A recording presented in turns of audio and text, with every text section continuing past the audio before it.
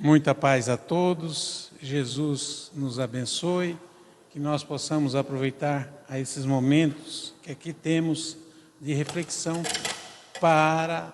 em torno do Evangelho de Jesus. Cada um de nós refletirmos sobre a nossa vida, sobre nós mesmos.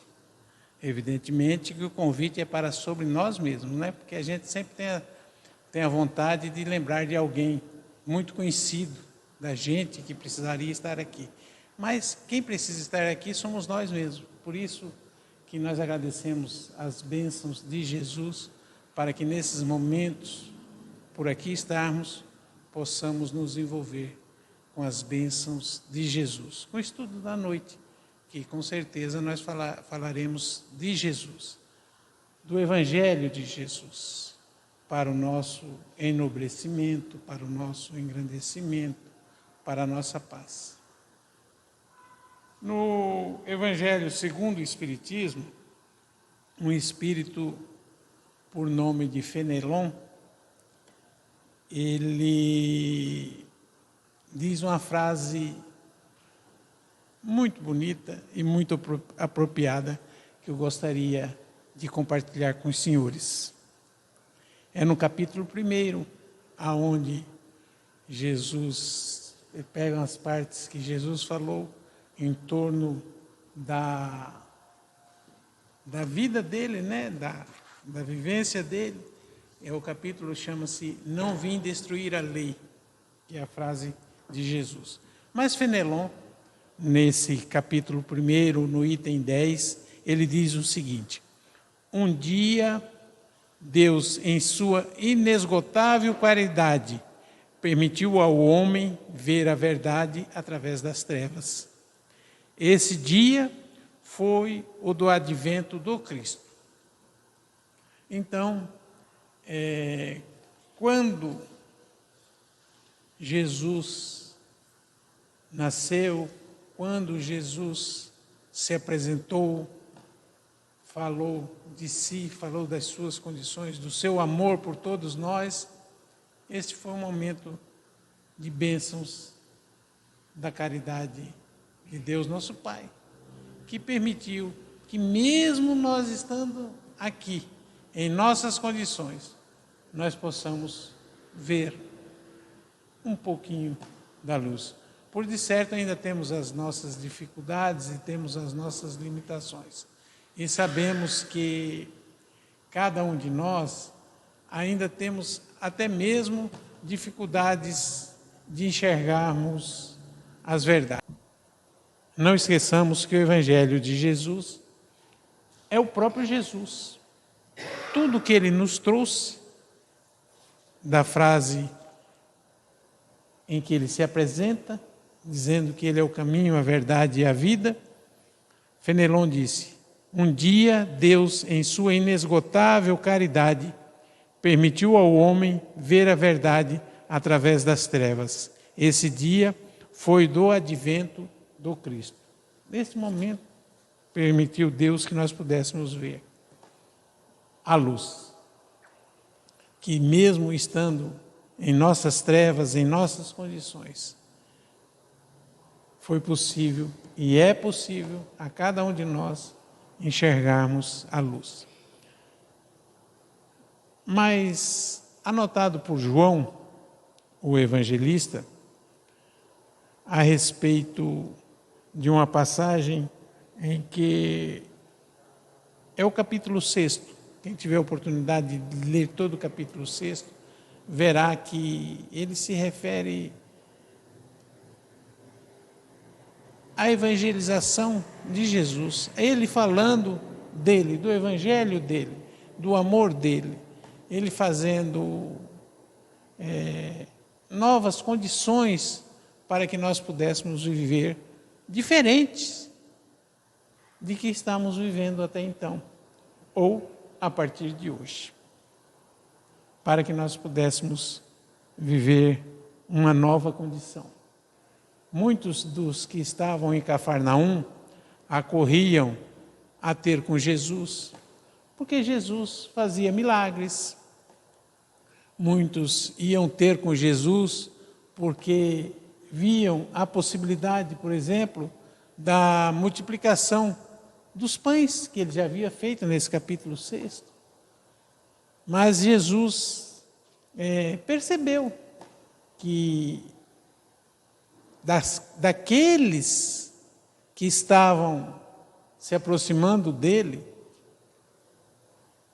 queriam mesmo era as possibilidades dos milagres, as possibilidades da fartura de estarmos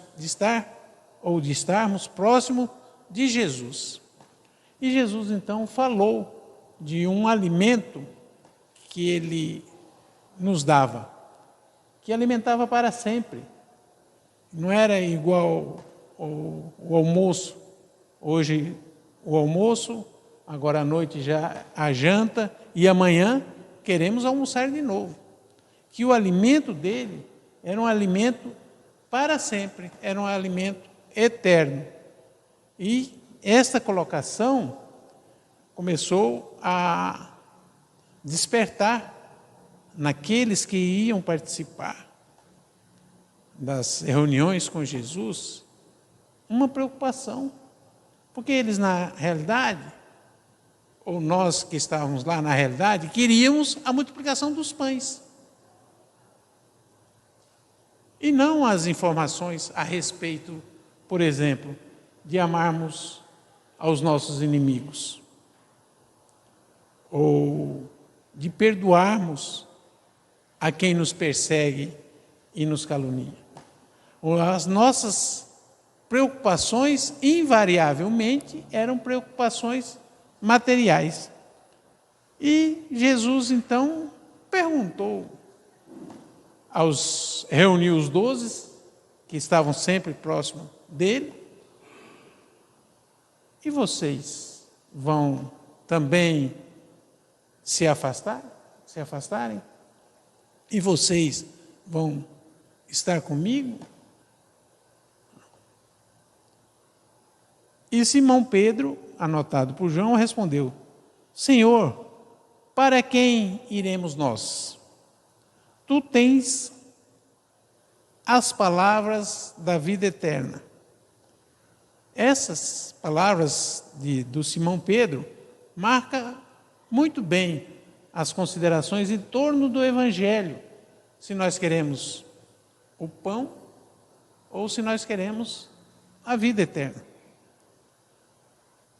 Porque Simão Pedro deixa claro que não tinha outro a ser procurado, outro profeta de então. Que eles estavam com Jesus e continuaria com Jesus, dando assim um exemplo de fé, mas também dignidade e de respeito em torno do que Jesus apresentava. As características da doutrina de amor que Jesus apresentava penetrou alguns seguidores e outros seguidores ou não, mas no círculo, no domínio da responsabilidade, só foram os 12 que ficaram próximos e puderam responder. Muitos deles, em razão disso, dessas informações, receoso, com a responsabilidade que lhes caberia, afastaram-se, discretos, de Cafarnaum, do cenáculo de Cafarnaum.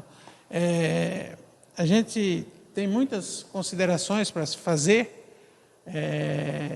quando somos procurados por pessoas que vêm à nossa casa à procura da sua melhora, das suas dificuldades, dos seus elementos que, de uma maneira ou de outra, está perturbando, seja pelas doenças neurológicas, sejam pelas condições em que está vivendo no lar, reencontrando almas queridas, alguma dificuldade está acontecendo. E quando obtém a informação de que isto é responsabilidade e de que isto é compromisso, muitos de nós nos afastamos, porque não queremos ter atribuições de tarefas e trabalhos. Se assumimos, num primeiro momento, os compromissos de tarefas, logo vamos nos afastando, ou logo vamos usando de alguma desculpa ou de alguma referência das nossas dificuldades e paramos com a responsabilidade que nós temos. Mas, a seguir Jesus, nós temos que estar conscientes que as nossas obrigações são de ordem divina, longe de violar qualquer princípio de liberdade que possamos ter, ou que possamos discutir, ou não vou lá no centro espírita porque eu perco a minha liberdade, porque eu gostaria de fazer assim. Absolutamente. Os princípios de Jesus não ferem os princípios de nossas liberdades. A pequena assembleia que Jesus reuniu, ele também perguntou: também vós quereis retirar-vos? Aí que Pedro respondeu: para onde iremos? Só tu, só o Senhor tem a palavra, as palavras da vida eterna. Realmente, quem começa o serviço da espiritualidade superior com Jesus, jamais sentirá emoções idênticas à distância dele. Quem está envolvido jamais irá sentir uma emoção diferente. Eu lembro aqui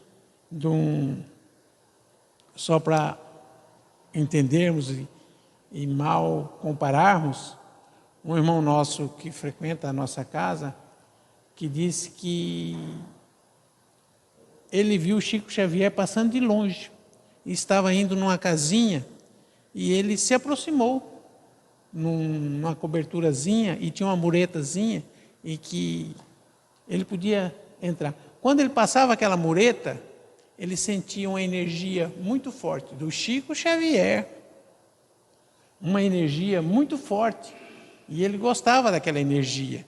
Aí ele se afastava, pulava a muretinha para fora. Aí parava de sentir. Mas quando ele se aproximava, ele sentia. Imagina, ao nos aproximarmos de Jesus. Não é?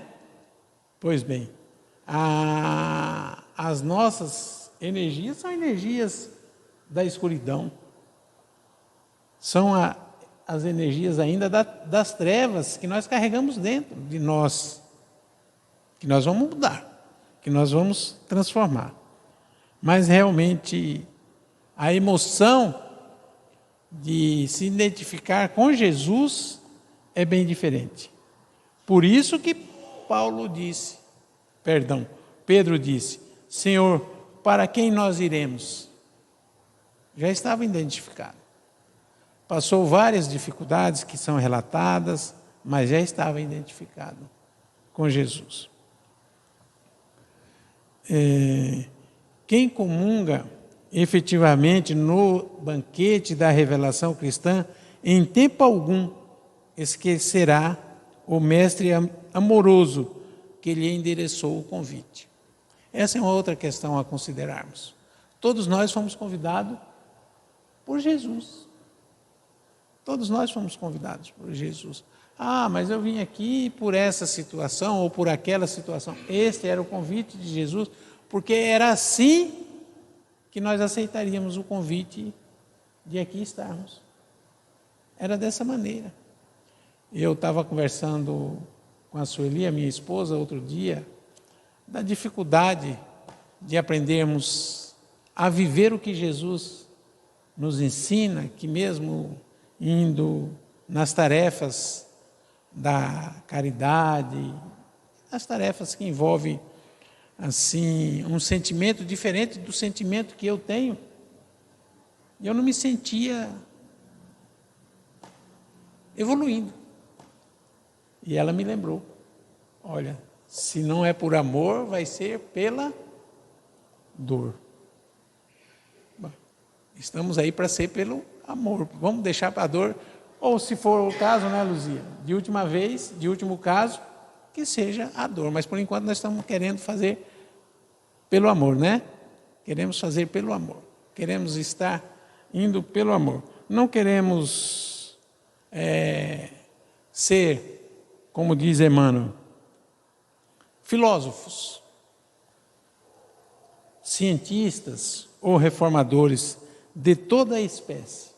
Emmanuel diz, o mundo está repleto, permanentemente, de filósofos, cientistas e reformadores de toda a espécie, sem dúvida respeitáveis pelas concepções humanas avançadas de que se fazem pregoeiros na maioria das situações. Todavia não passam de meros expositores de palavras transitórias com reflexos em experiências efêmeras.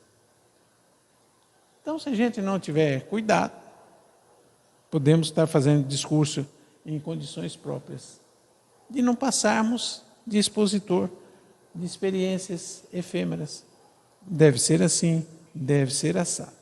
Cristo, porém, é o Salvador das almas e o Mestre dos corações, e com Ele encontramos os roteiros da vida eterna.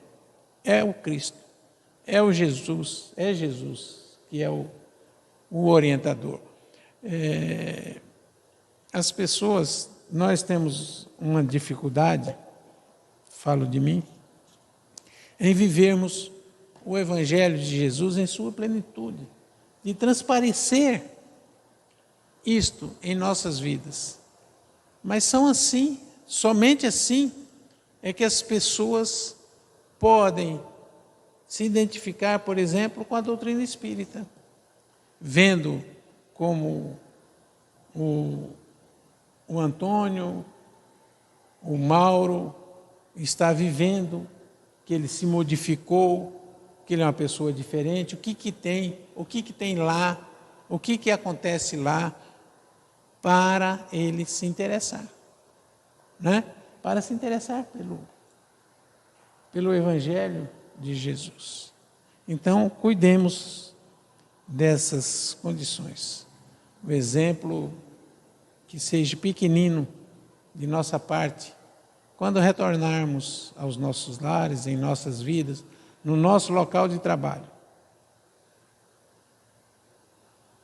Talvez seja a oportunidade, ou a única oportunidade, talvez daquele dia, que aquela pessoa com quem você está conversando, de ter um contato com o Evangelho, de ter um contato com as lições do Evangelho. Ela vai encontrar em você algo que a motive a viver um mundo diferente. Nesses momentos de dificuldades e de aflições, todos nós estamos encontrando motivações para a aflição.